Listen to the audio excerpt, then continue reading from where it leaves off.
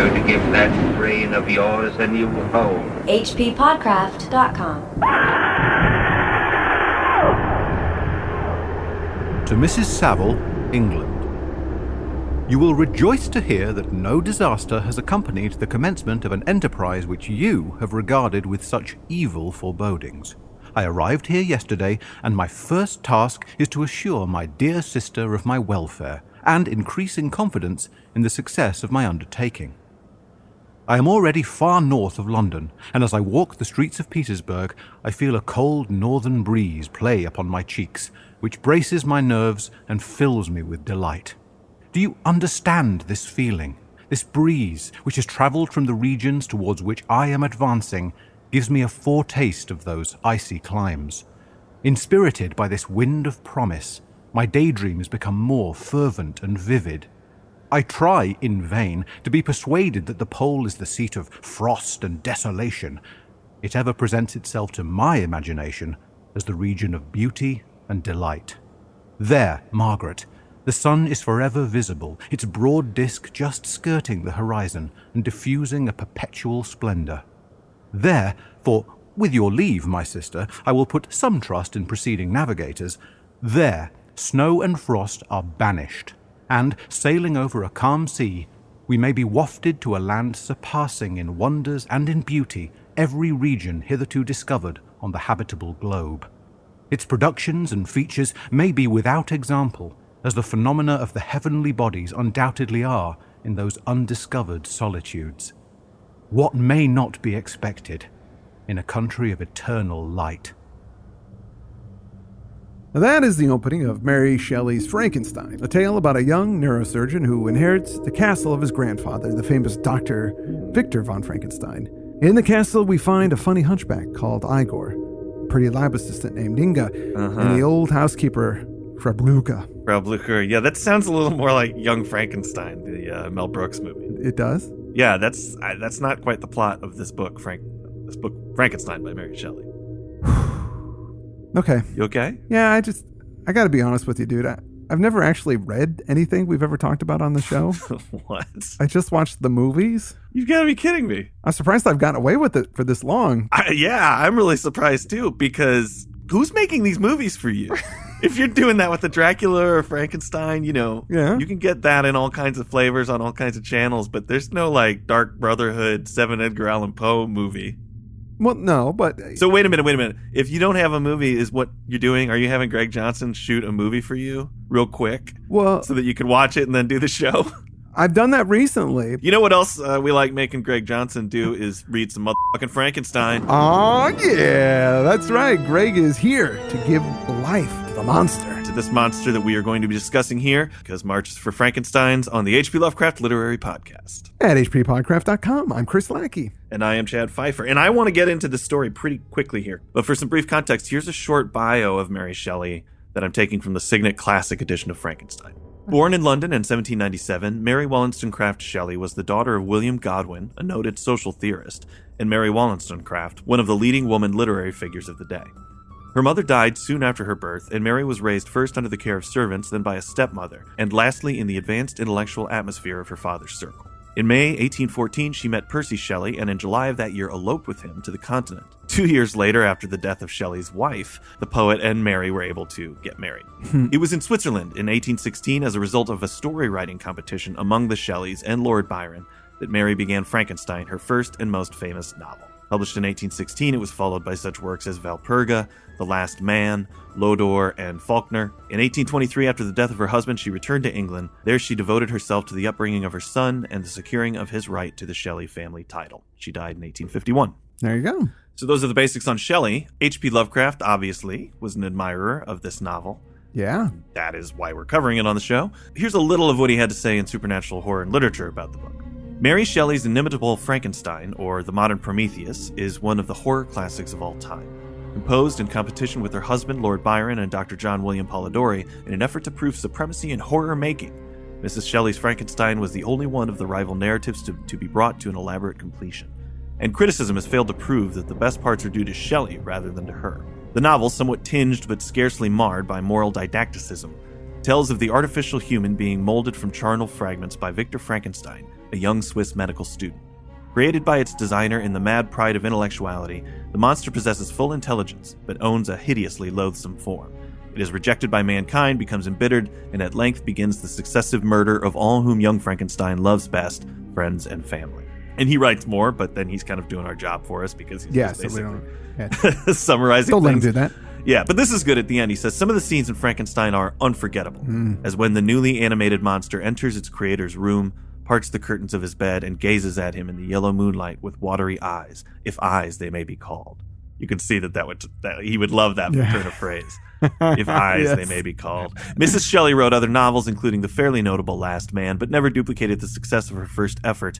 It has the true touch of cosmic fear, no matter how much the movement may lag in places. So that's Lovecraft's take. And I've actually got a foreword Shelley herself wrote in the 1831 edition of the book in which she talks about that writing contest. Right. And also addresses that controversy that she didn't write the book. You know, people could not believe that this was a first novel from a 19-year-old woman. Yeah. And so they attributed it to her husband, which I think is stupid. She obviously wrote it. But we can talk about that stuff later. One last thing I wanted to get out there.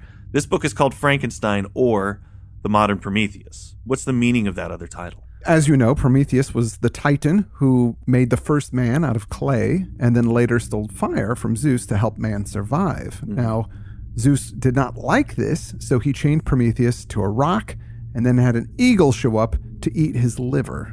At night, his liver would grow back, and in the morning, the eagle would show up again to eat the newly grown liver. So this would go on for all eternity. The idea is that Frankenstein is like Prometheus and that he dared to play God. He dared to defy the gods and is subsequently punished in the most awful way imaginable. As the guy says in the Ed Wood movie, Bride of the Monster. He tampered in God's domain.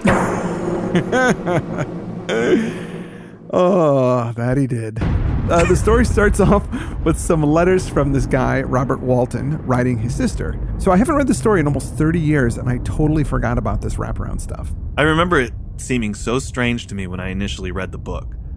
I think it was in junior high that I read it the first time. Yeah. But I was only familiar with the movies, and I thought, aren't they supposed to be in a graveyard getting brains or something? You know, what is it with this Arctic stuff? Yeah. This time around, I'm actually reading the Marvel illustrated novel with the illustrations by Bernie Wrightson. Oh, yeah, I've got that. That's great. It's so great. I remember buying the book in the 80s. It's really never been out of the plastic. But what's the point of having it if you're not going to read it? So I'm actually enjoying reading it. Yeah. It has a foreword by Stephen King in which he says, I'll just suggest this, that more people have come to this novel with high expectations that are dashed than perhaps to any other book in the English language. I would guess that half of those who begin reading it for fun never finish it. Oh. That was not my experience. Yeah. I adjusted pretty quickly to what was going on, but I guess I can understand. Right. Because this book is very different from the movies in all sorts of ways, which we'll discuss. Anyway, Robert Walton writing to his sister. Robert feels like he hasn't accomplished much, and he wants to do something great. So he's serving on this ship that is going to the North Pole. He's hoping that they're going to discover a northern passage, the Pacific, or figure out the Earth's northern magnetic pole, or just find some land that nobody's ever discovered before. Right. Well, he's not just serving on a ship. He's running the whole expedition. He has served on many ships because he's had this singularity of purpose. Yes. His whole life to be an explorer and to discover something meaningful. I think for a while he wanted to be a poet, but that didn't work out for him. So this is the thing that he really wants. And he wants to be the best at everything involved. So in terms of seafaring, it says, I voluntarily endured cold, famine, thirst, and want of sleep. You know, he could have had a cushy life, but he's been conditioning himself to be rough. For this very moment, for this expedition he's going to head up now. So he's made it to Russia. His first letter's from St. Petersburg. He gets to Archangel and he hires a ship.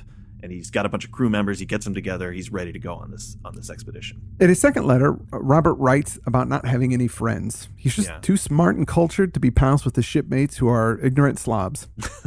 He's a romantic. Yeah. And these guys just sit around and drink and play sailor's hornpipe on the accordion all day. So, you know, it's not for him. And this is all our warning setup. And we see this in so much of Lovecraft's work. And the other fiction that we've covered on the show, the narrator says, you who are reading this, heed my tale.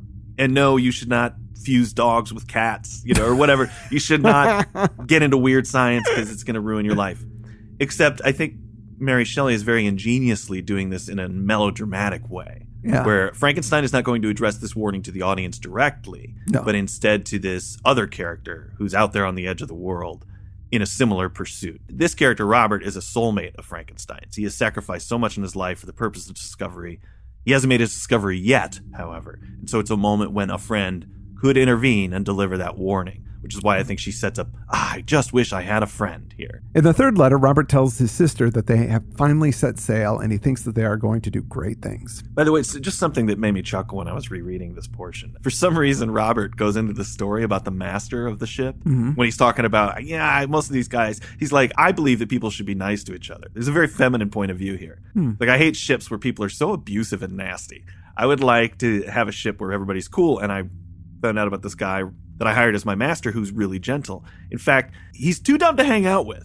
But he was going to, then she goes into this whole story. He was going to marry this girl and he bought a farm for her. But then she says, no, I'm actually in love with this other guy, but he's too poor to marry me. My dad will never permit it. So my master, he's so awesome. He gave over his farm and everything to the poor guy so that she could be happy. He was totally cool about it. Yeah. And that's what a good guy he is. Why did she slip that in there? Yeah. It was odd. And it was like, it's like she snuck in this really pleasant short story because it's going to be rough from here on out, you know. I guess so. So here's just like a nice story about a guy who was super cool. Right. I don't know. It really stuck out to me this time. In the fourth letter, which I guess is most of the book, really, the ship gets stuck between two big sheets of ice. They spot a huge guy pulling a sled about a half a mile away. And the next morning, they see another sled stranded on the ice floe. All the dogs but one of them is dead. This man on the sled is starving and he's dying. They want to bring this guy on board, but the guy refuses until Robert says that they're going to go north. It's the strangest thing in the world. This guy is, as you said, this guy is on the edge of death, yet he's still like, might I ask where you're headed? Yes. The crew's like, guy, just get up here. Let's give you a biscuit. The stranger spends 2 days recovering on the ship and is taken care of by the crew until he's able to really speak. Now, everyone's dying to know what this nut is doing out here, but Robert tells them, hey, back off, let him recover, and then the stranger will tell his tale. At first, I wasn't so interested in this jazz with Robert because I was like, let's get to the monster, let's get to the science, let's get to Frankenstein. Right. I just wanted some Frankenstein action. But when this stuff is getting laid down here, when Frankenstein, and this is who the stranger is, obviously, shows up, he starts talking about, risks and knowledge and the cost of knowledge. And, he says to Robert, you seek for knowledge and wisdom as I once did, and I ardently hope that the gratification of your wishes may not be a serpent to sting you as mine has been. Right. So then it's like, okay, so all that we've been reading in this character is just to kind of get us in the right mindset. Yeah, and it's also stating the theme, which is the theme of so much horror fiction that we read, which is knowledge is expensive. Yeah. And it's some of that cosmic horror that Lovecraft was talking about. Yeah. If you step outside of what you naturally should be involved in, then you're going to suffer for it. And that's certainly what we're going to see here. And we also have a bunch of layers in the story. So we got Robert, who's telling the story to somebody else. So Robert's telling his sister the story that Frankenstein is telling him. And then we have Frankenstein later on in the book telling us other things that other people have told him. Yeah.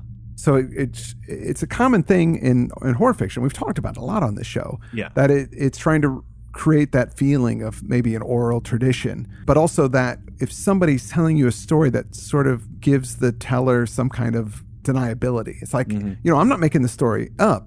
I just heard it from this other guy, so you can decide if it's true or not. Right. Another thing you're absolutely right, and I think that also allows us the possibility that the narrator's unreliable.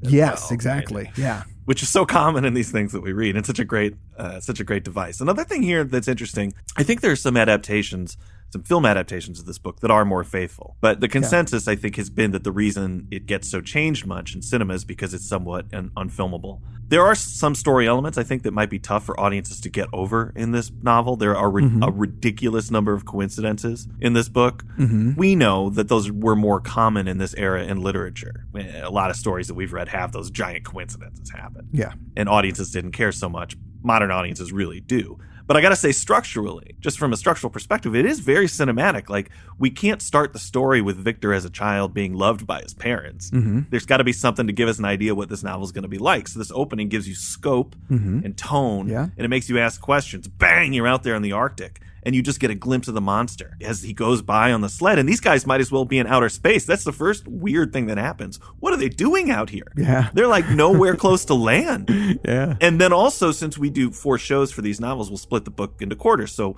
we examined this quarter of it. And this is just like it was when we did Wuthering Heights. The first quarter of this book is a perfect first act. Yeah. It sets up all the characters. Victor gets pushed towards his purpose. And then when he creates the monster, we enter the second act, right? And that's how he caps this first quarter, is creating that monster. So let's go through it real quick. Chapter 1, Victor Frankenstein goes into way much detail about his family. If I was Robert, I'd be like, I don't care about your mom. I want to know about the 8-foot guy pulling a sled in the freaking Arctic. That's what we need to talk about. Yeah, but he's ill, so you got to be patient with him. Yeah, I guess so. So Victor's dad, Alphonse, got hitched late in life. He had his bud, this guy Buford, who was a merchant. He had some hard times. He got sick, didn't tell anybody about it. Buford's daughter took care of him until he died. And when Alphonse found out about his friend being poor and dying, he was mortified that he couldn't help his buddy. And his daughter, Caroline, was basically a beggar in the street. So Alphonse took her in, rescued her, married her. I guess that's what you do with your friend's kids. It's what I do. What? Keep going. Anyway, they had a strange bond. They were totally in love, even though there was like 20-year age difference. Victor was born 2 years later. The interesting thing about that is that Frankenstein's father seemed to have some similarly obsessive qualities, because he was a diplomat and a government official most of his life, and that took up so much of his time he did not have time for a family. It wasn't until this thing came about with Caroline and he fell in love. In the 2 years before he finally marries her, he gradually lets go of all of his business interests so he can be dedicated to her and to creating a family. And I think that that's what we're seeing, the example of what you should do. Right. Obsession is good, but at some point you have to shed it so you can be with people. I seem to remember that in Transformation there were some similarities to these stories as well, where with the one family falling out into poverty and the other one trying to rescue it, and a kid becoming adopted, so that there's this weird sister-brother love relationship. Something that she clearly thought about a lot. So Victor tells us that his childhood companion, Elizabeth Lavenza, when his folks were in Italy, they found this blonde kid in with all these dark-haired people. It turns out she was an orphan daughter of a Milanese nobleman and a German woman. These dark-haired people took her in immediately because they were servants of the noble family. Her father was still alive. They thought he was a Milanese nobleman, but because he was rebellious against Austria, he may have been imprisoned or murdered. Right. They were taking care of her while he was busy about that, but now that he's disappeared, they just can't handle her. So the Frankensteins decide to adopt her. Both Victor and Elizabeth are around 5 years old at this time. Caroline thinks that they should totally get married when they grow up. That's Victor's mom. Victor calls her his cousin, even though she is more of a sister to him. And he says it a lot in kind of a creepy way. Yeah, he says, my more than sister. Since death, she was to be mine only. It's pretty creepy. Foreshadowing there. Digging around, I found that wasn't in the original 1818 version, but there was a revised version in 1831. And the original version, Elizabeth is Victor's cousin, the daughter of Alphonse's sister, when Victor is 4 years old. But Elizabeth's mother dies and Elizabeth is adopted by the Frankenstein family. So what's with the change? I don't know. To make them less related, perhaps?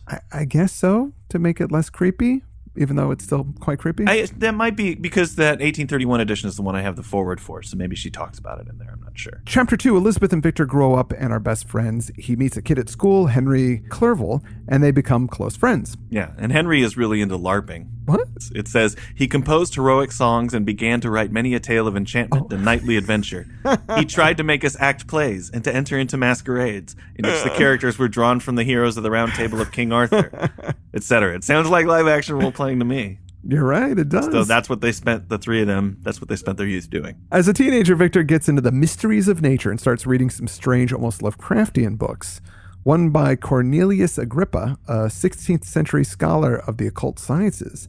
He also gets into alchemists Paracelsus and Albertus Magnus. And these books and authors have come up before, or they've been mentioned in other stories we've covered. I can't remember which stories exactly because we talk about a lot of spooky books and it's hard to keep straight. But yeah, they've definitely shown up before, especially that Magnus. Something significant happens when there's a storm that hits where they are. There's this big bolt of lightning and it hits a tree. And then when the tree is hit by the lightning, it just totally destroys it. It's obliterated. And for some reason, that display of power really sticks with Victor. Right. He mentions it as something from his youth that really stuck out to him, seeing this tree get eradicated. And I think that's why a lot of the movies will use electricity as the principle that he uses to reanimate the corpse. Yeah. But I think in the book here, the real purpose is to demonstrate to Frankenstein that all of these old occult guys he's been reading are kind of stupid. The lightning, when he sees it and witnesses its power, he goes and he reads up on galvanism and electricity, and that's his first real encounter with new solid science. And he thinks, man, this is the stuff I should be paying attention to. And for a while, he gives up the occult stuff. And so he thinks that this was fate's last effort to try to keep him from doing weird science, basically. This was seeing that electricity was the last chance he had to go down the right path. Okay. But unfortunately, it doesn't stick. When he's a bit older, a friend of the family, a natural philosopher, tells him the stuff he reads is out of date. Modern science understands so much more. Basically, Victor had this idyllic childhood, or at least he likes to remember it that way. And it did dawn on me at this point in the story that he's telling his own story, and I do question his reliability as the narrator. Right. He often says he feels one way, but he seems to be doing something else throughout the story. And I think he's really quite full of crap most of the time. Really? He seems to be kind of a weakling, even though he sure thinks of himself as a tough guy. And this is a hypothesis I have. As we go through the story, I'll try and prove my point. Chapter 3. At age 17, Victor leaves his family in Geneva to go to the University of Ingolstadt. Before he goes, Elizabeth gets scarlet fever. His mom nurses her and she gets better, but then she gets ill and dies. Very serenely and beautifully. On her deathbed, she asks Victor and Elizabeth to be married. She's like, before I want to know you guys are going to get hitched. It's going to make me happy on my deathbed. I don't know why she's Jewish all of a sudden. That's what she wants. And I guess they agree to it. Doesn't really say that they agree to it, but I assume that they... She dies happy, so I think that they at least let her think that's going to happen. There is some really personal writing here. It says, I need not describe the feelings of those whose dearest ties are rent by that most irreparable evil, the void that presents itself to the soul, and the despair that is exhibited on the countenance. It is so long before the mind can persuade itself that she whom we saw every day and whose very existence appeared a part of our own can have departed forever. These are the reflections of the first days, but when the lapse of time proves the reality of the evil, then the actual bitterness of grief commences. I thought that was very beautiful, and that the message is accurate. You know, when somebody passes away, you go through a few frenzied weeks of wakes and funerals and visitations and in the initial impossibility of it, but it's those few months later when you've returned to normal life and people aren't really paying attention anymore that the grief really sets in. Yeah, that's when you got to be there for people, because that's when they need the most help, I think. Anyway, I just thought that was such a great description of it. So after a few weeks of grieving, he's off to school, most likely to get wrecked, because Ingolstadt University is a total party school, man. Can't get anything done at Ingolstadt. Victor gets set up at school and meets this natural philosopher guy, M. Krimp. Krimp bags on the alchemist of old, and Victor also goes to a lecture on chemistry with this guy, Waldman. This eventually gets him into the sciences. Right. They're like, I can't believe you read that old stupid crap. You've got aptitude. Let's see you really go for it. And this is like a lot of the literature teachers I had growing up. You know, they saw I was interested. They pushed me, not knowing that we would eventually unleash this monstrous show on the world and that all would suffer as a result. They just thought I had possibility. Yeah. I'm wondering about your reliability as a narrator. Chapter 4. Victor is enraptured with his studies, blows off his friends and family, he gets into the idea of creating life. He studies anatomy and the process of death and decay. For several years of study and work, he learns it all and surpasses his teachers, discovering the secret to life. Frankenstein almost glosses over this.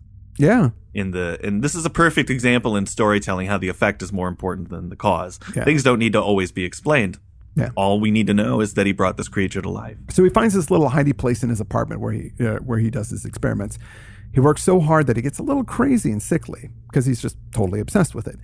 When talking to Walton, he brings up the light again, this light of discovery. He says, from the midst of this darkness, Victor says when describing the discovery of the secret of life, a sudden light broke in upon me, a light so brilliant and wondrous. Now, this idea that knowledge illuminates, makes things clear, ties into what Walton says in the beginning, remember, because he says this land where it's eternally light. What can we not expect? Exactly. In this, you think maybe about fire. Fire lights and it illuminates, but it can also burn and destroy. And we know that Frankenstein hates fire. Fire bad. The monster, rather. I like that when he's telling the story to Robert, he says, "I see by your eagerness and the wonder and hope which your eyes express, my friend, that you expect to be informed of the secret with which I am acquainted. That cannot be. Yeah. Learn from me, at least by my example, how dangerous is the acquirement of knowledge, and how much happier that man is who believes his native town to be the world, than he who aspires to become greater than his nature will allow." Very Lovecraftian sentiment there. Yeah. But he was about to have a breakthrough. It was on a dreary night of November that I beheld the accomplishment of my toils. With an anxiety that almost amounted to agony, I collected the instruments of life around me, that I might infuse a spark of being into the lifeless thing that lay at my feet. It was already 1 in the morning. The rain pattered dismally against the panes, and my candle was nearly burnt out, when, by the glimmer of the half-extinguished light, I saw the dull yellow eye of the creature open. It breathed hard, and a convulsive motion agitated its limbs. How can I describe my emotions at this catastrophe, or how delineate the wretch whom with such infinite pains and care I had endeavored to form? His limbs were in proportion, and I had selected his features as beautiful. Beautiful! Great God! His yellow skin scarcely covered the work of muscles and arteries beneath. His hair was of a lustrous black and flowing, his teeth of a pearly whiteness. But these luxuriances only formed a more horrid contrast with his watery eyes that seemed almost of the same color as the dun-white sockets in which they were set, his shriveled complexion, and straight black lips. Now that he's done it, he's freaked out. He's made a monster, and he doesn't even really seem to understand why, like what he was doing. I mean, he's been working on this. He's revolted by it. Yeah, he's been working on this thing for months and months. Like, he just didn't, the whole big picture of it didn't dawn on him at any point. Like, well, I think it's expectation versus reality. There was no conceivable way he could know how it would feel to bring this thing to life. There was nothing before that he could see. So, it was one thing when it was an idea, but now that it's actually moving around, it just drives him kind of crazy. It definitely drives him crazy, but I feel like he's a bit of an idiot for not thinking about it beforehand. I agree. Like, I mean, it's like, oh, what? Look at this. He's 8 foot tall. Like, this guy's huge, and he's like super strong, and he's made him that way to be this crazy big thing, and he looks horrific. He must have an enormous Schwanzstücke.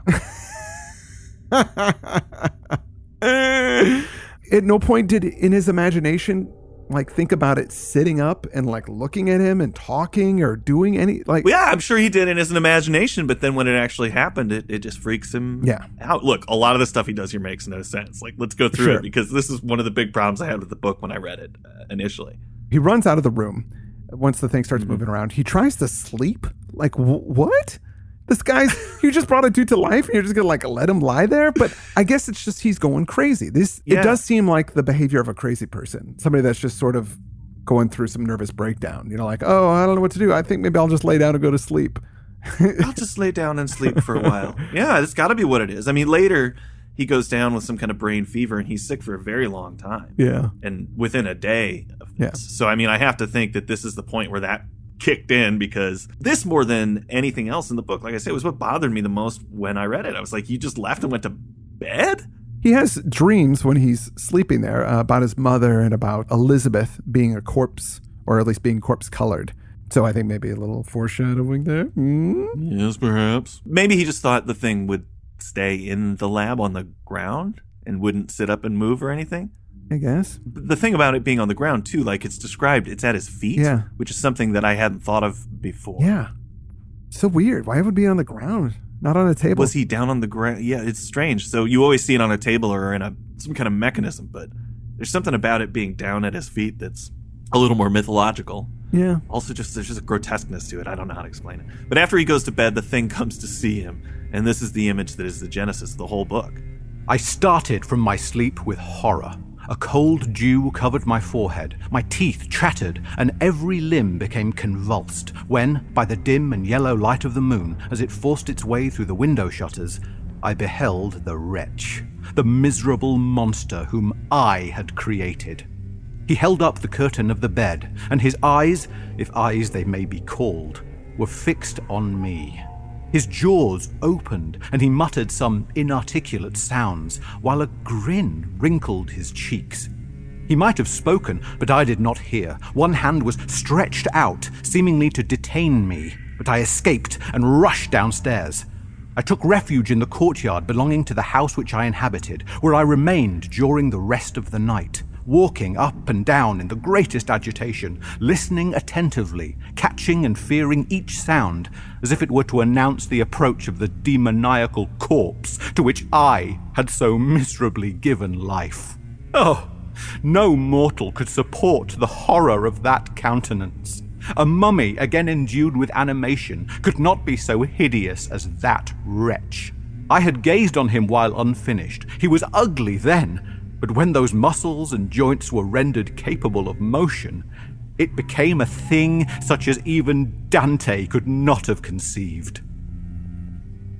So, once seeing that, Victor runs out into the night and just kind of wanders around his courtyard the whole evening. I guess he just doesn't know how to deal with the situation, so he just sort of wanders around until daylight. And then he goes walking around Ingolstadt.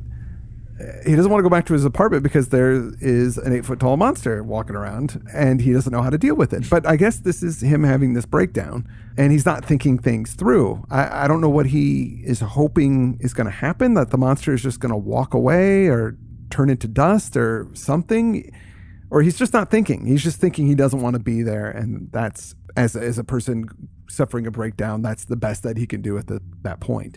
Yeah, it has to be complete mental breakdown, because I was going nuts the first time I read this. It was I was so into it, and then this happened. Yeah. And I eventually justified it with that. Okay, so he was obviously sick or just in some kind of shock. Right. But I thought, well, why couldn't he have just regretted it, tried to kill the thing, and the thing escaped? Yeah. Like I would get how it got out into the world for lots of different reasons, but it was troubling to me that it got out in the world just because he let it. Or maybe even he buries it and it didn't take, the thing still climbs out. I don't know. But what I like about this, actually, is that it really paints his character. If he did those things that you suggested, that would be him taking responsibility. Sure. Because what he does is he just sort of makes life and then just wanders off and doesn't deal with it. Right. Well, later in the book, he does take responsibility. So I guess that's the point. Eventually, yeah. When the monster asks him to build the mate, he does what I just suggested. So because he's forced to. At this point, he just doesn't have to. Nobody's grabbing him going, hey, get up there and take care of that thing you made,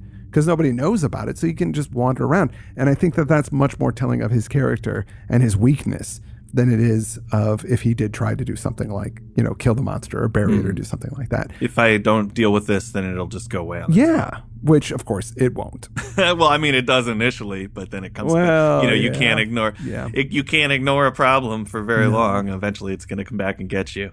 And I guess a lot of these questions are the same kinds of questions you might ask in church, right? And I think that that's because the story is about a creator and his creation. Yeah. And I think one of the reasons that the monster gets called Frankenstein all the time is because people assume that the book is about the monster. Right. Because the monster is, at the end, who we all really relate to. I mean, I think that we've all gone off on some crazy scheme like Frankenstein does here and then have it end up, the obsessiveness of it doesn't turn out. I mean, obviously on a smaller scale. Yeah. So there's that to relate to. But mostly it's this creation who, and we'll get into this in subsequent episodes, who is created. I mean, he comes to the bed. It's supposed to be this incredibly horrific image, but it just hurts my heart to think about this because he's smiling. Yeah. In that instance, he's looking at him with a grin, this innocent, babyish grin, because he's new. Yeah. And he doesn't understand. And his creator leaves him to his own devices, gives him no instructions, pushes him out in the world, and doesn't give him any answers at all. And so the creation is left to speculate, why am I even here? Mm-hmm. And why would you create me only to push me into a world that's going to visit so much cruelty on me? Yeah.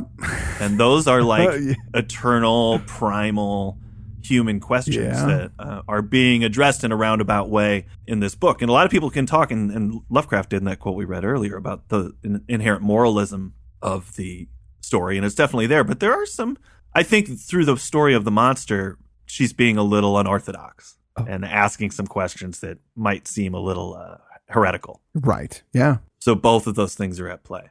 Well, I think that this is probably a good point to stop for now, and we'll get back into it next week. Yeah, like I said, this scene with the monster standing over the bed is kind of the genesis of the story. So we'll talk a little bit about that next week, and then keep plowing forward in this book. It just gets better from here. It sure does. And I want to thank Greg Johnson for coming in and being awesome. Thanks so much for reading, and hope we'll have him back as well. That's all we got for this week. I am Chad Pfeiffer. I'm Chris Lackey, and you've been listening to the H.P. Lovecraft Literary Podcast. At hppodcraft.com. Fire! Bang!